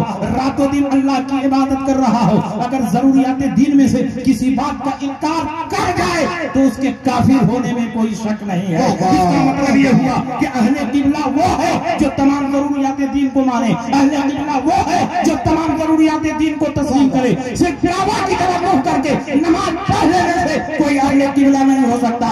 नबी ने मुनाफिकीन को क्यों मस्जिद नबवी से बाहर किया? क्या मुनाफिकीन काबा शरीफ की तरफ मुंह करके नमाज नहीं पढ़ते थे? नमाज पढ़ते थे, और मामूली इमाम के पीछे नहीं, इमामुल अंबिया के पीछे, सैयदुल मुरसलीन के पीछे। उसके बावजूद उनके दिल में नबी की ताज़ीम नहीं थी, और नबी की ताज़ीम जरूरियात दीन से है। तो अल्लाह ने वही के जरिए उनके नामों की खबर दी। नबी ने जुमा का खुतबा देते हुए फरमाया या फला उखरुज फइन्नका मुनाफिक, आए फला तुम निकल जाओ तुम मुनाफिक हो, आए फला तुम निकल जाओ तुम मुनाफिक हो, आए फला तुम निकल जाओ तुम मुनाफिक हो। नबी ने मुनाफिकीन को अपनी मस्जिद से क्यों बाहर किया? वो तो नबी के साथ जिहाद करते थे, मस्जिद नबवी में नमाज पढ़ते थे, काबा की तरफ मुंह करके नमाज पढ़ते थे, इसलिए कि उनके दिल में नबी की ताज़ीम नहीं थी। नबी की ताज़ीम जरूरियात दीन से है। इसका मतलब जो कलमा पढ़े और नबी की ताज़ीम ना हो, कलमा पढ़े अपनी किताबों में तौहीन करे, कलमा पढ़े नबी के इल्म को चौपालों और पागलों से तशबीह दे, कलमा पढ़े और जरूरियात दीन का इनकार करे, कलमा पढ़े और नबी के बाद नए नबी के आने को मुमकिन जाने, कलमा पढ़े शैतान मलकुल मौत के इल्म को बढ़ाए, कलमा पढ़े नबी के लीलाप को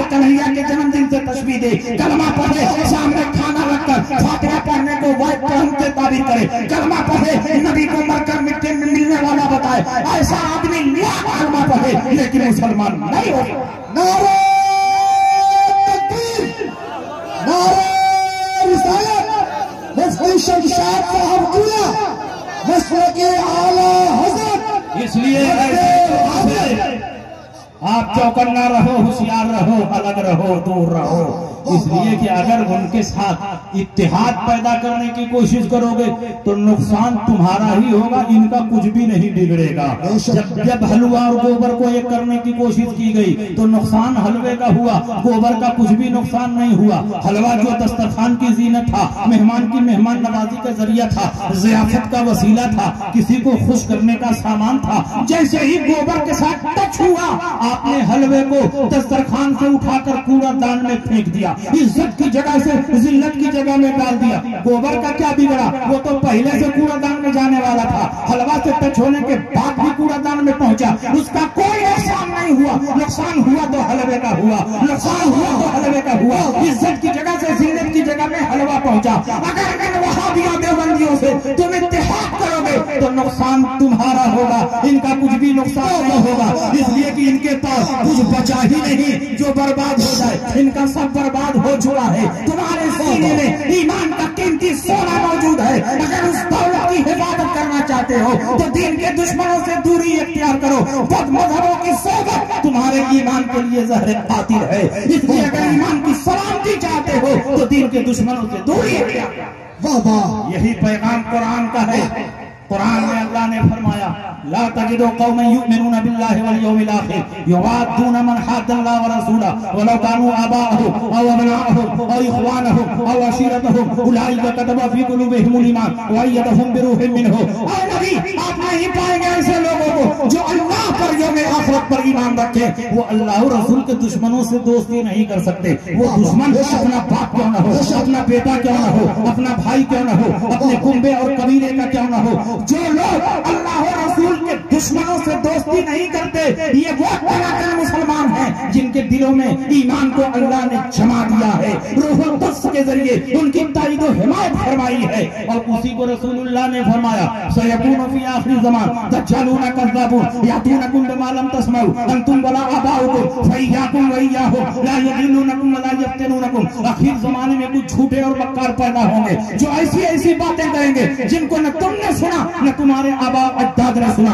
तुम इनसे दूर रहना, इनसे अलग रहना, कहीं ऐसा ना हो कि ये गुमराह कर दें, तुमको फितने में मुब्तला कर दें। और यही तालीम नबी ने भी दी। नबी ने ये भी बताया ये नमाजें बहुत पढ़ेंगे, रोजा बहुत रखेंगे, कुरान की तिलावत बहुत करेंगे, बड़ी बड़ी मस्जिदें बनाएंगे, बड़े बड़े मदारिस बनाएंगे, इतनी नमाजें पढ़ेंगे कि तुम अपनी नमाजों को इनकी नमाजों के आगे हल्की समझोगे, अपने रोजों को इनके रोजों के आगे मुख्तसर समझोगे, अपने आमाल सालिहा को इनके आमाल के सामने मुख्तसर समझोगे। तो हक़्क़िरूना सलातकुम इंदा सलातिहिम व सियामकुम इंदा सियामिहिम व अमालकुम इंदा अमालिहिम यत्लूना कुरान वला युजाविदु तराक़िहिम। कुरान की तिलावत करेंगे मगर तिलावत इनके हलक के नीचे नहीं उतरेगी। व यक़ूलूना मिन क़ौलि खैरिल बरिया, बात बात पर रसूल पाक की हदीसें पेश करेंगे। तो क्या नमाज पढ़ने की वजह से मुसलमान होंगे, रोजा रखने की वजह से मुसलमान होंगे, कुरान की तिलावत करने की वजह से मुसलमान होंगे? नहीं। यमरुकूना मिनद्दीन कमा यमरुकुस सहमु मिनर रमिया। दीन से ऐसे ही बाहर होंगे जैसे तीर कमान से बाहर हो जाता है। नबी ने एक और वाज़ेह पहचान बता दी, सीमाहुम तहलील व मुशम्मिरिल उज़ुर। इनकी पहचान ये होगी कि ये सर खूब छिलवाएंगे और पाजामा बहुत ऊंचा पहनेंगे। नबी ने क्यों अलामत बयान की, नबी ने क्यों निशानी बयान की? ताकि तुम इनसे दूर रहो, इनसे अलग रहो, अपने ईमान की हिफाजत करो। आज के जलसे का यही पैगाम है जो आला हजरत ने दुनिया वालों को दिया। दुश्मन अहमद पे शिद्दत कीजिए, मुल्हिदों की क्या मुरव्वत कीजिए, गैब में जल जाएं बेदीनों के दिल, या रसूल अल्लाह की कसरत कीजिए चर्चा उन्हीं का सुबह शाम, जाने काफिर पर क़यामत कीजिए, मिस्र फारिस ज़लज़ले हो नज़्द में जिक्र आयत विलादत कीजिए। शिर्क ठहरे जिसमें ताज़ीम हबीब, उस बुरे मज़हब पे लानत। नारे तकबीर, नारे रिसालत, मुफ्ती शमशाद साहब पूरा मसलक के आला हज़रत, नारे तकबीर। बस मेरी तकरीर खत्म हो गई। इंशाअल्लाह फिर कभी मौका आएगा तो और तफसील के साथ। अरे हुजूर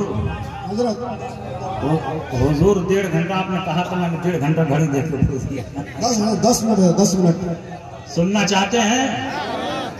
और कहीं नाथ खान लोग नाराज हो गए तब क्या हुआ? नाराज नहीं होंगे। नाथ खान तो चाहते हैं कब मुकर्रिर चले जाएं यहाँ से, जल्दी से भागें यहाँ से, हम लोग हु हा खूब मचाएं स्टेज पे। उलमा हमारे सपोर्ट में है, इसलिए कि जो इल्म होता है वो इल्मी बातों को बहुत पसंद करता है। हमारे मुहद्दिसीन एक एक हदीस को सुनने और लेने के लिए कई कई 100 मील का सफर करते हैं। हजरत अबू अयूब अंसारी रजी अल्लाह ताला अन्हु सिर्फ एक हदीस को सुनने के लिए उक़बा इब्न आमिर से मदीना मुनव्वरा से मिस्र का सफर करके गए।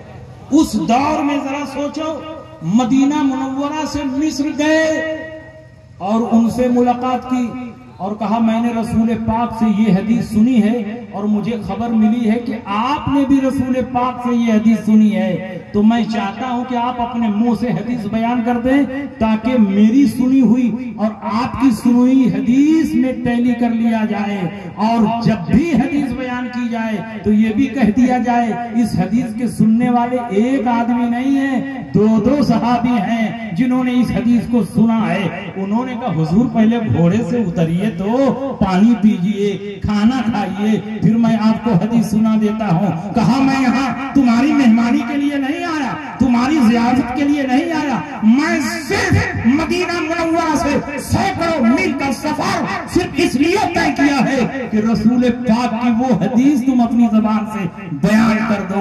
उन्होंने हदीस बयान की और उल्टे पांव फिर मदीना मुनव्वरा वो पलट गए। आज आपको बैठे बैठाए हदीस रसूल सुनने को मिल रही है, ये उलमा सुना रहे हैं। उस दौर में एक एक हदीस को लेने के लिए मुहद्दिसीन ने कितनी मशक्कतें बर्दाश्त की, कितने मसाइब बर्दाश्त किए। आज आपको बैठे बैठाए रसूल पाक की हदीसें सुनाई जा रही हैं तो आप लोग नाथखानी में टाइम पास करते हैं, चतुर्वेदी लोगों की तकरीर सुनते हैं, कॉमेडियन को बुलाते हैं। अगर कॉमेडियन ही से जलसा कामयाब होता है तो कपिल शर्मा को बुलाना सबसे बड़ा कॉमेडियन है हिंदुस्तान का। हर जलसा का ये माहौल नहीं होना चाहिए। हमारे बुजुर्गों ने जलसा इसलिए जारी किया था ताकि दीन की हिफाजत हो, दीन की इशाअत हो, दीन की बातें बताई जाए और कभी कभी उसमें नाते रसूल भी पढ़ दिया जाए ताकि टेस्ट बदल जाए और लोग उकताने ना पाए। लेकिन आप लोगों ने जलसे का पूरा मतलब ही उलट दिया है। अब जलसे का मतलब हो गया है कि शुरू होने से लेकर खत्म होने तक खाली नाथखानी होती रहे। इसलिए मैं ऐसे जलसों का सख्त मुखालिफ हूँ। मैं शायरों का मुखालिफ नहीं हूँ, शायरों की बहुत इज्जत करता हूँ, नाते रसूल की इज्जत करता हूँ, लेकिन जलसा अपने मकसद से भटक जाए ये मुझे गवारा नहीं है। इसलिए हर जलसे का मकसद ये होना चाहिए कि इस जलसे को दीनी बनाया जाए, इस जलसे को इस्लामी बनाया जाए और इस जलसे से कोई पैगाम लेकर उतर जाए।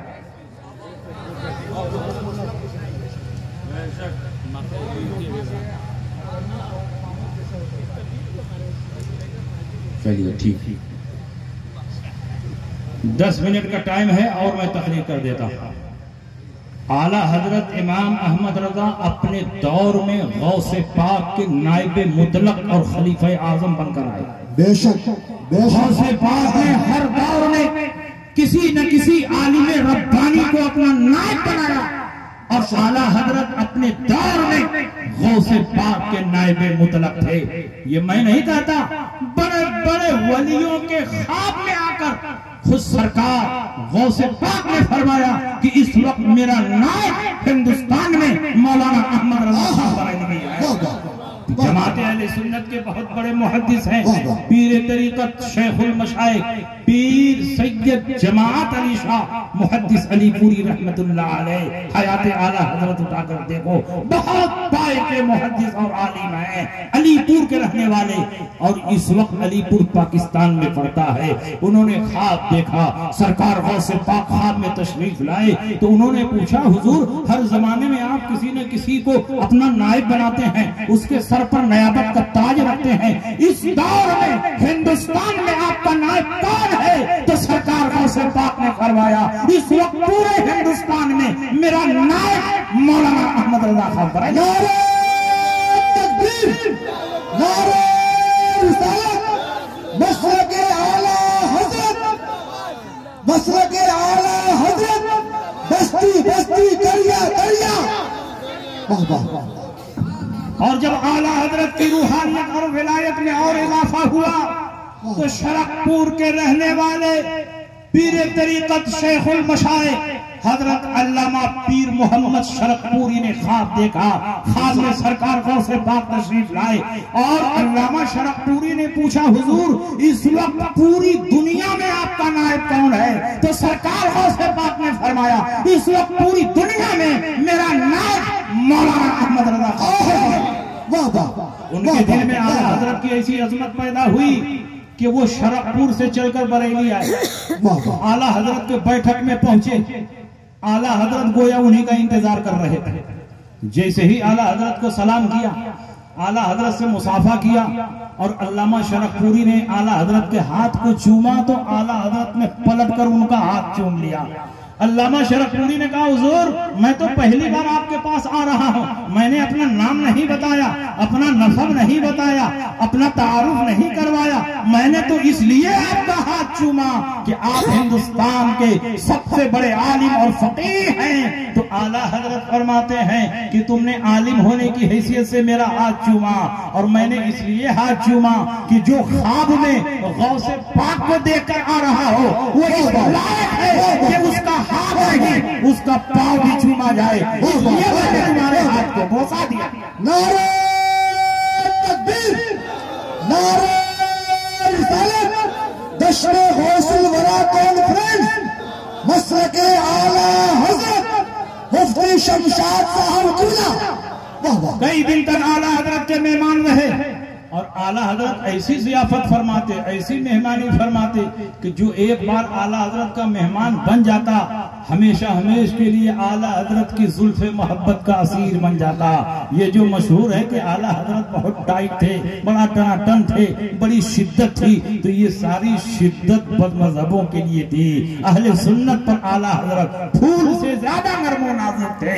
अल्लामा शरकपुरी कई दिन तक आला हजरत के मेहमान रहे और जब यहाँ से पलट कर शरकपुर गए तो एक जलसे से खिताब करते हुए फरमाया, आए लोगों मैं बरेली से आ रहा हूँ, आला हजरत इमाम अहमद रजा से मिलकर आ रहा हूँ। मैंने देखा आला हजरत की बारगाह में एक पर्दा पड़ा हुआ है और पर्दे के पीछे रसूलुल्लाह सय्यद आलम सल्लल्लाहु अलैहि वसल्लम तशरीफ फरमा है और जो सरकार फरमा रहे हैं वही मौलाना अहमद रजा लिख रहे हैं, वही मौलाना अहमद रजा बोल रहे हैं। जबान अहमद रजा की है लेकिन बातें रसूलुल्लाह।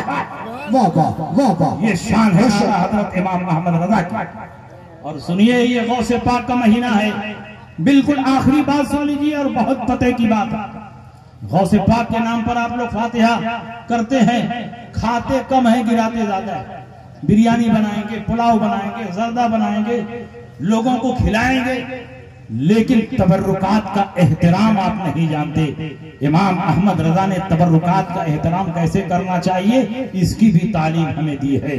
शेखुल इस्लाम मदनी मियाँ के वालिद हैं मुहद्दिस आजम कछौछुई। जब वो मदरसे से फारिग हो गए और घर वालों ने फैसला किया कि इनको बहुत बड़ा मुफ्ती और मुनाजिर बनाना है और बहुत बड़े मुफ्ती और मुनाजिर के लिए किसी बड़े मुफ्ती और मुनाजिर के पास पहुंच करके दांव पेच सीखना पड़ेगा, तब तो वो मुफ्ती और मुनाजिर हो सकता है। जब निगाह गड़ाई तो आला हजरत से बड़ा गैर मुंतसिम हिंदुस्तान में न कोई मुफ्ती था न मुनाजिर था।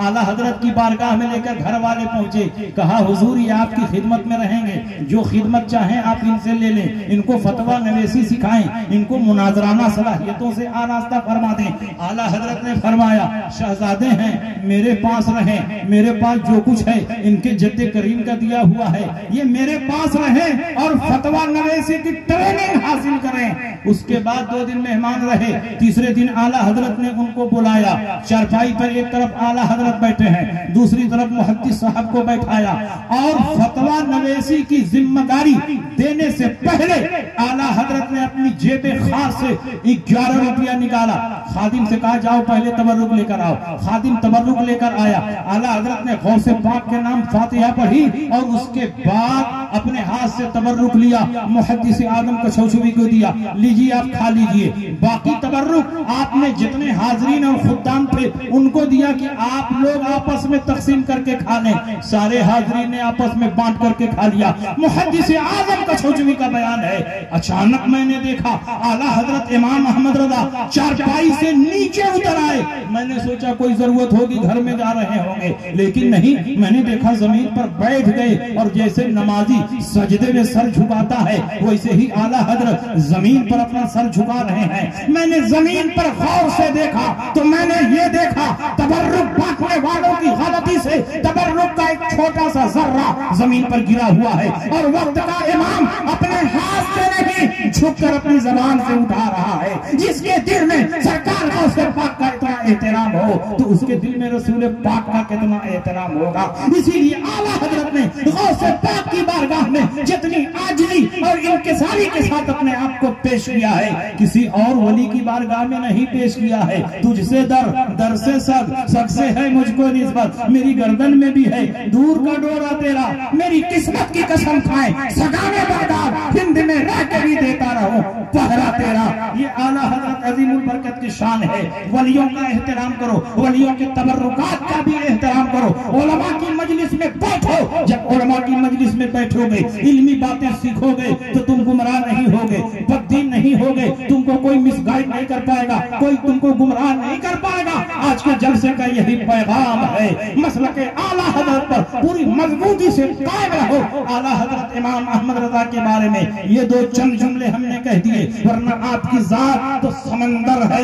बड़े बड़े बोलने वाले बोल कर चुप हो गए लेकिन आला हजरत का तारुफ न करा सके। मेरे जैसा कम इल्म क्या आला हजरत पर बोल सकता है? अल्लामा अब्दुल अली मेरठी ने आला हजरत के बारे में यही कहकर खामोशी इख्तियार कर ली। तुम्हारी शान में जो कुछ कहो उससे सिवा तुम हो कसीमे जाने इरफा, ऐशे अहमद रजा तुम हो। यहाँ आकर मिली नहरे शरीयत और तरीकत की है सीना मजमउल बहरे, ऐसे रहनुमा तुम हो, तुम ही फैला रहे हो इल्मे हक अकनाफे आलम में। इमाम अहले सुन्नत नाइबे गौसुल वरा तुम हो। आला हजरत इमाम अहमद रजा के मसलक पर पूरी मजबूती से कायम रहिए। यही मसलक दुनिया और आखिरत में हमें और आपको निजात अता फरमाएगा। वाखिर दावाना अनिल हम्दुलिल्लाहि रब्बिल आलमीन व मा अलैना इल्लल बलाग। अस्सलामु अलैकुम व रहमतुल्लाहि व बरकातुहू।